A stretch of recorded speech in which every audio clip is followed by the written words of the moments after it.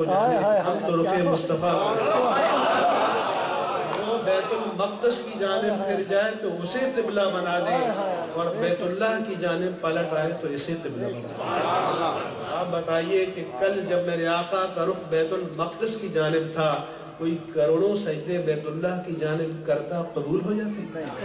اور آج جب میرے آقا کا رخ بیت اللہ کی جانب ہو گیا تو کوئی کروڑوں سجدے اس جانب کر لے تو قبول ہو جائیں گے؟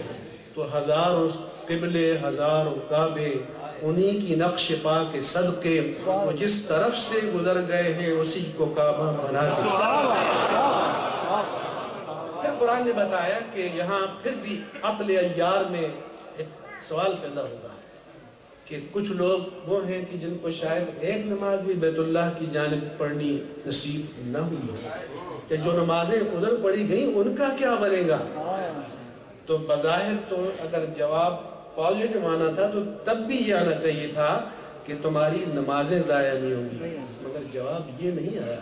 وَمَا كَانَ اللَّهُ لِيُضِيَّ إِيمَانَكُمْ، فرمایا کہ اللہ تمہارے ایمان کو ضائع نہیں فرمائے گا۔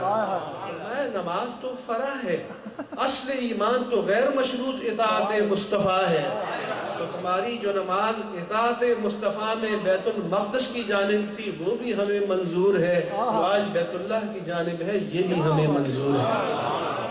لیکن جو آقا و مولا صلی اللہ علیہ وسلم نگاہ الوہیت میں اس درجے پر فائز ہیں اور جن کی محبت کے مدعی ہم ہیں، آج ہم اس مقام افتخار پر نہیں ہیں، نہ اپنے وطن میں ہیں نہ یہاں ہیں، تو پھر ہمیں سوچنا چاہیے، ہمیں غور کرنا چاہیے۔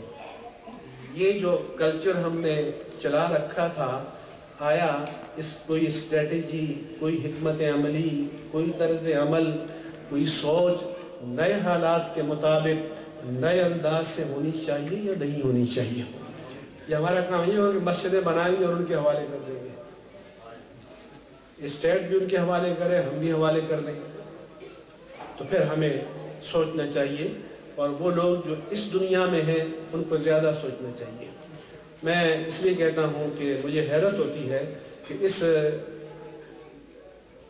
ظاہری نور کی دنیا نے بھی ہمارے اندر کوئی تبدیلی پیدا نہیں کی۔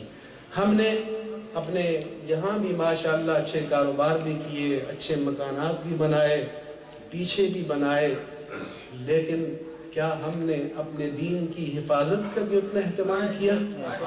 کیا ہم نے اپنے مسلک کی حفاظت کا بھی یہ اہتمام کیا؟ تو میں کہتا ہوں، وہ نذیر اکبر آبادی نے کہا تھا کہ تم کالج میں پڑھو، پارک میں جھولو، لیکن خدا کے واسطے خدا کو مت بھولو۔ تو میں کہتا ہوں کہ آپ میری دعائیں ہماری ہم سب کی کہ آپ کی دنیا آباد رہے، شاد رہے، نسلیں آباد رہے، آپ دولت کے انبار جمع کرے، but not on the cost of دین۔ اگر یہ دین کی قیمت پر ہے تو بہت مہنگا سودا ہے۔ اس لیے اپنے دین کے فرمایا تھا نا کہ ہم we are propagating the love of Prophet. So now it is our responsibility to protect the honor of Prophets. اور وہ کب ہوگا؟ جب ہم مقام افتخار پر ہوں گے جو آپ کی عظمت کے نعرے لگاتے ہیں۔ تو ہمیں we should assess ourselves، ہمیں اپنے آپ کو اسیس کرنا چاہیے، انڈیویجولی اینڈ کلیکٹیولی۔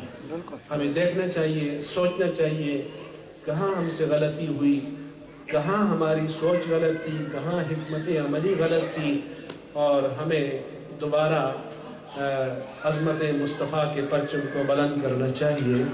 آج پاکستان کے سارے ایوان، اس میں اگر سیٹ خالی ہے تو آپ کی خالی ہے، اپنے مسلک کی پہچان کے ساتھ، باقی سارے موجود ہیں۔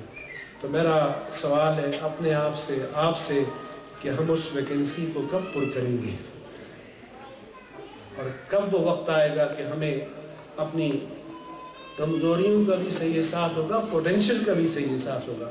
اپنے پوٹینشل کا بھی صحیح احساس ہونا ضروری ہے کہ ہمارے اندر اگر جوہر ہے تو کیا ہے، how we should exploit it, اس کو کیسے ہم استعمال کریں، ان جذبات کو کیسے استعمال کریں، ان کو عملی رخ کیسے دیں، کیونکہ آپ کا مقابلہ ان سے ہے کہ جن کو لال مسجد میں آپ کو پتہ ہے کہ جلا لیے گئے نا، فاسفورس بم پھینک گئے، لاشیں مسک ہو گئی. مسجد گورنمنٹ کی ہے، GHQ وہاں ہے، پریزیڈنسی وہاں ہے، پریمر ہاؤس وہاں ہے، پارلیمنٹ وہاں ہے، عدالت وہاں ہے، اور یہ وزیرستان نہیں اسلام آباد ہے، مگر حکومت نے ناک رگڑ کے مسجد کا مسلح انہیں کو دیا ہے. تو پھر آپ کو اور ہمیں سوچنا پڑے گا اور سوچنا چاہیے. اللہ تعالی ہمیں دین کے تقاضوں کو اور محبت مصطفیٰ صلی اللہ علیہ وسلم کے تقاضوں کو، عظمت مصطفیٰ کے تقاضوں کو صحیح طور پر اپنے عہد کی ضرورتوں کے مطابق سمجھنے کی توفیق عطا فرمائے، اور اپنی انفرادی اور اجتماعی کمزوریوں پر قابو پانے اور کم کرنے کی توفیق عطا فرمائے. وما علی الا البلاغ المبین.